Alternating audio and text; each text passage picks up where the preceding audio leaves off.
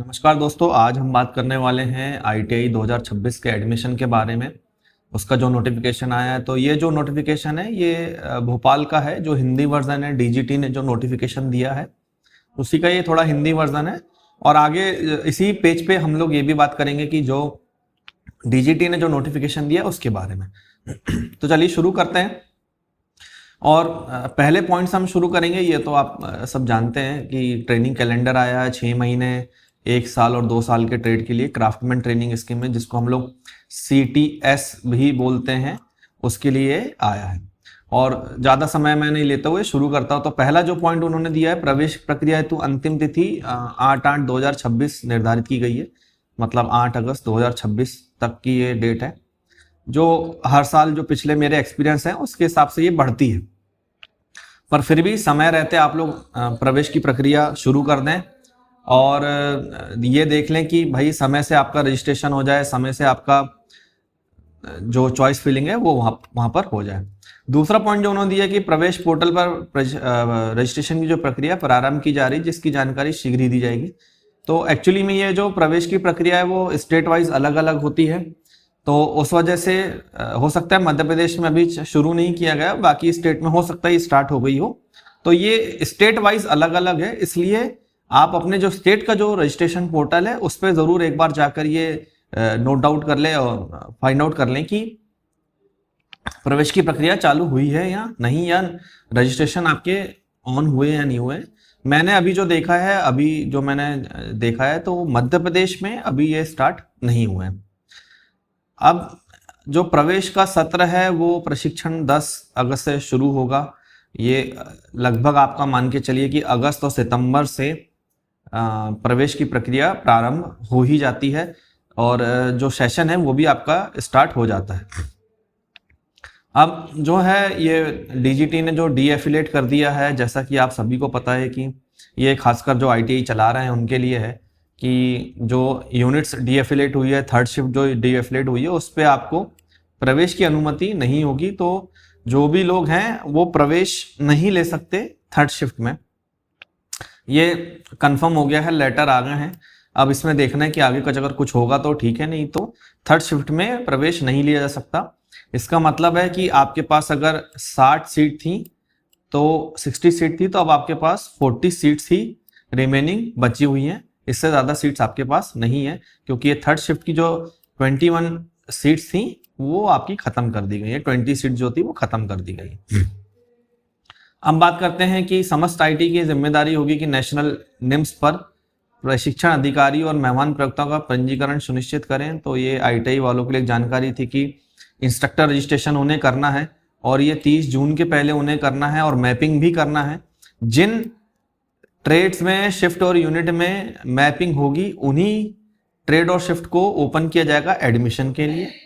तो एफिलेशन जिन यूनिट्स का है तो उसी में ही आप एडमिशन ले सकते हैं, अदरवाइज आप नहीं ले पाएंगे। इसका आप जरूर ध्यान रखें कि मैपिंग जरूर कर लें। ये स्टूडेंट को नहीं करना है, ये आईटीआई वालों को करना है, तो ये उनकी जिम्मेदारी है। जो मैपिंग हो चुकी है उसी ट्रेड्स में एडमिशन लेंगे। और ये भी है कि 50% ही एडमिशन ले सकते हैं, ये भी एक इम्पॉर्टेंट बात है। इसके बाद I2SE में जो प्रशिक्षक की सफल मैपिंग के बाद आईटी के लॉगिन के माध्यम से 18 मई 2026 से सत्यापित 2 प्रशिक्षक हैं मैपिंग के आधार पर सीट मैट्रिक्स, ये आईटी के लॉगिन पर दिख रहा है, जिसे 30 जून तक कंप्लीट करना है, तक संशोधन किया जा सकता है। इसका मतलब ये कि जितने इंस्ट्रक्टर का सीट मैपिंग आईटीआई द्वारा किया जाएगा उतनी ही सीट पर एडमिशन वो ले सकता है, इसके अलावा वो एडमिशन नहीं ले सकता।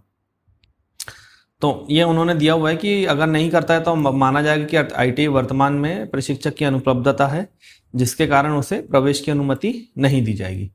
और 30/6 तक तैयार की गई सीट मैट्रिक्स को अंतिम माना जाएगा और शैक्षणिक सत्र 2026 के लिए प्रवेश केवल स्वीकृत सीट मैट्रिक्स के अनुसार ही किए जाएंगे।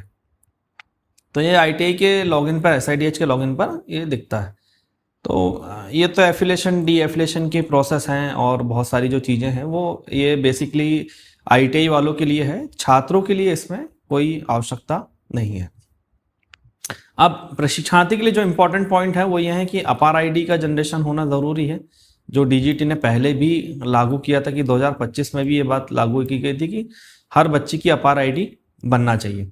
और ये उन्होंने दिया है प्रतिवर्ष की तरह इस वर्ष भी 2 वर्षीय पाठ्यक्रम में केवल 50% सीटों पर ही प्रवेश की अनुमति रहेगी। ये पहले भी किया जाता था, पर पहले आईटीआई के स्तर पे किया जाता था, लेकिन अब इन्होंने आदेश ही कर दिया कि केवल 50% सीटों पर ही एडमिशन वो ले सकते हैं।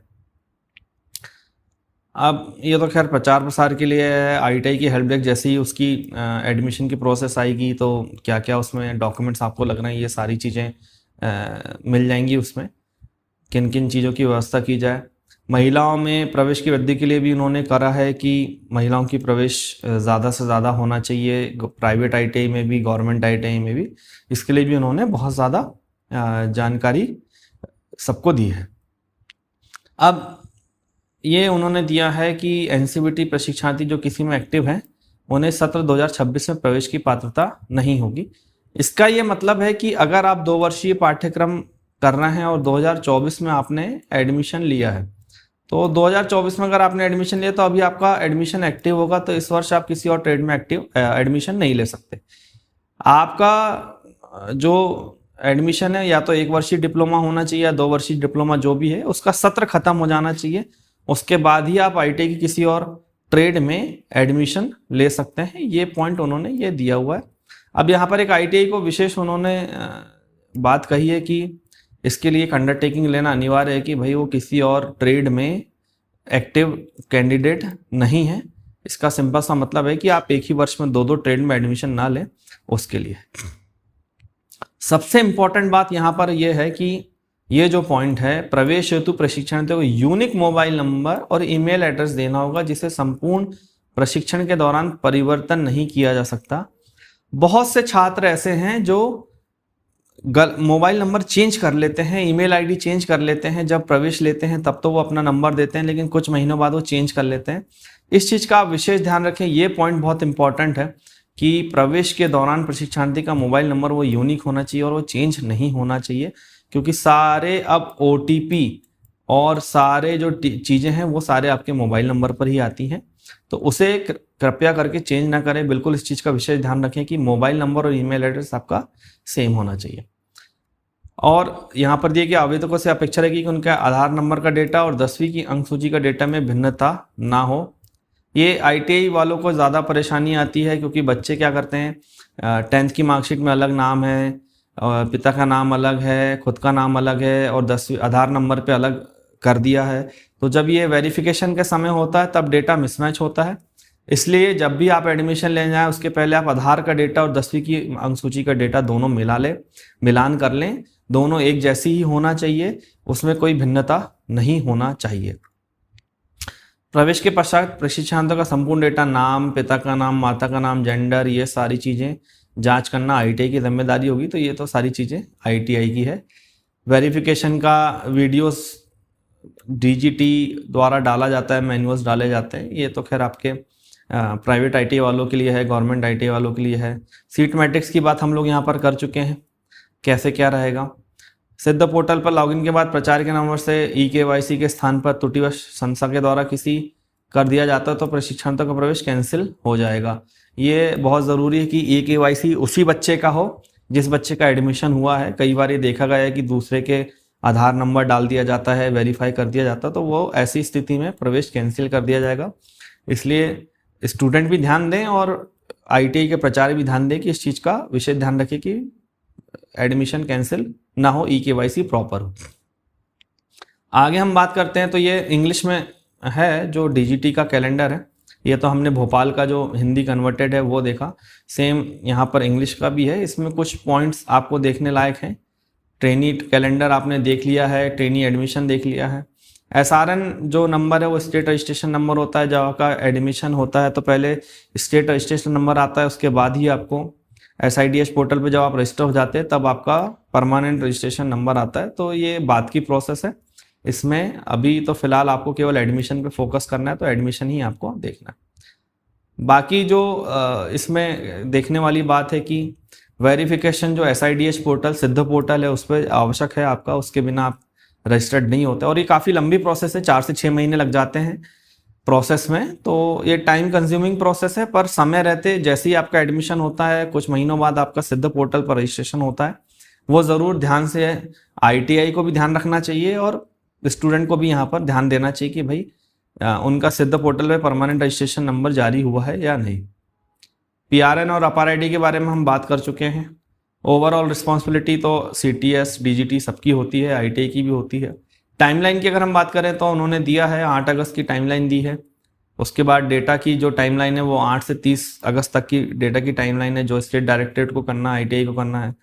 31 के बाद 19 सितंबर तक आपका API शेड्यूल है। उसके पहले आपको सारे बच्चों को वेरीफाई करना है। ये काफ़ी अच्छा शेड्यूल इस बार का आया हुआ है और इस बार काफ़ी अच्छा रिस्पॉन्स है ITI को, तो मुझे लगता है कि जल्द से जल्द ये प्रोसेस कर लेना चाहिए और ITI वालों को भी जल्द से जल्द एडमिशन करना चाहिए, बच्चों को भी जल्द से जल्द एडमिशन लेना चाहिए, ताकि सितंबर तक आपका पूरे काम API शेड्यूल का देखिए, आप देखेंगे तो 2 नवंबर तक भी इसको पूरा कंप्लीट करना है। ये स्टेट डायरेक्टरेट को करना है। तो ये सारी चीज़ें हैं। तो जल्द से जल्द एडमिशन की प्रक्रिया शुरू होती है तो चॉइस फिलिंग करें, ख़त्म करें इसको, ज़्यादा लेट ना करें, क्योंकि सीट वैकेंट नहीं रहती हैं, फिर आपको अपने मनपसंद ट्रेड मनपसंद जगह पे नहीं मिलती हैं। ये सारी चीज़ें हैं, तो इस चीज़ का विशेष ध्यान रखें। बाकी तो इसमें और कुछ ज़्यादा है नहीं। जल्द से जल्द आपका बस विशेष ध्यान रखें कि जो विशेष पॉइंट हैं देखने लायक वो ये है कि आपका आधार और 10th की मार्कशीट में बच्चों के लिए ज़रूरी है कि डेटा आपका मिसमैच ना हो। दूसरा, आपका मोबाइल नंबर आपका सेम होना चाहिए। ये जो पॉइंट है ये इम्पॉर्टेंट है। बाकी तो जो आप MP ऑनलाइन की शॉप में जाएंगे या खुद भी आप फिल कर सकते हैं फॉर्म को, इसको ज़रूर ध्यान में रखते हुए फॉर्म को भरें। बहुत बहुत धन्यवाद।